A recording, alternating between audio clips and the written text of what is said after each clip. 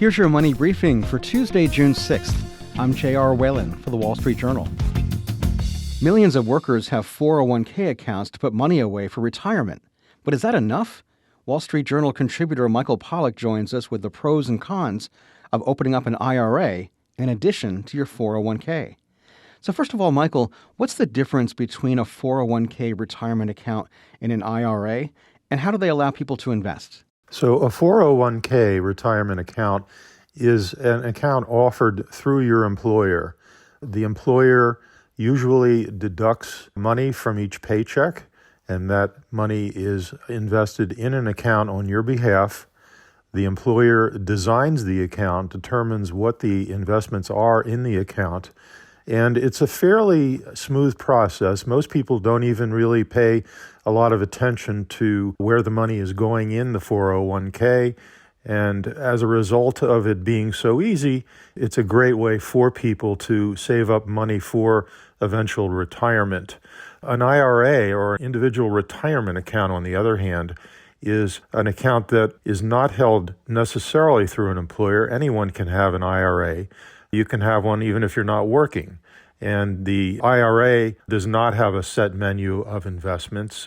People have to decide on their own where the money in the IRA is going to be invested. They have to choose the funds or the ETFs or whatever they want to put the IRA money into. And there's no regulation that would prevent someone from having an IRA alongside their 401k? That's right. There's no reason why you can't have both. So what's the advantage of contributing to two retirement plans at the same time? In the 401k plan, the IRS limits your annual employee contributions to $22,500 for people who are less than 50 years of age. There's also a limit on how much you can put into an IRA in a year, and that's $6,500 for someone who is under 50 years of age.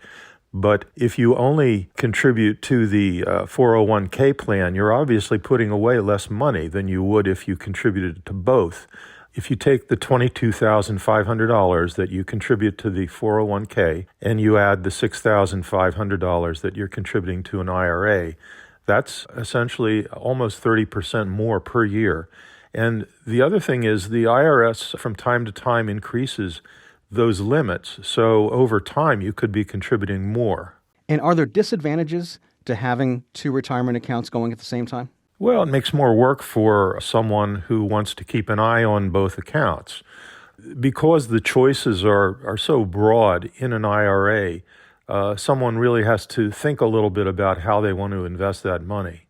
There is a possibility also of racking up more fees or more trading costs if you have an IRA.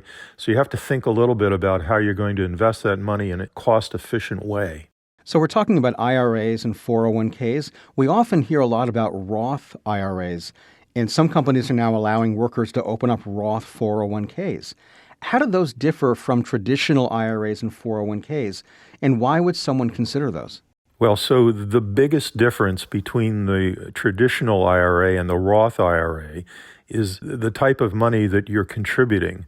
With a traditional IRA, the money is on a pre-tax basis, which means that when you eventually start taking withdrawals from that IRA, that money is going to be taxed at your ordinary income rate.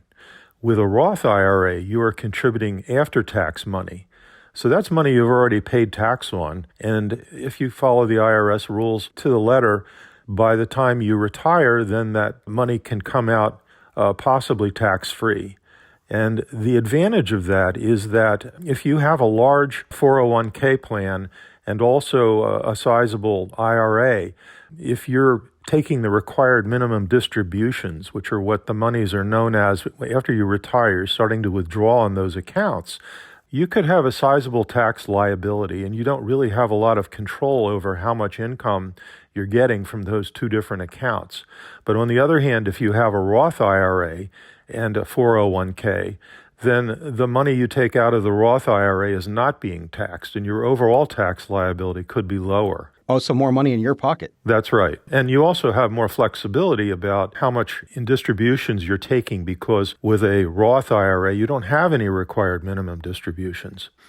Now, there's this other newer account called a Roth 401k that more and more companies have started offering, And those are very similar to a Roth IRA. Right now, they do have required minimum distributions, but that's going to change. Under the law in 2024, there will not be required minimum distributions. So a Roth 401k plan also could be advantageous in the sense that it will mean a lower tax liability after you retire. Now, what if someone doesn't have a 401k, maybe because they work part-time or they're self-employed? What retirement plans should they consider to maximize the retirement savings? Well, there could be a lot of people in that situation.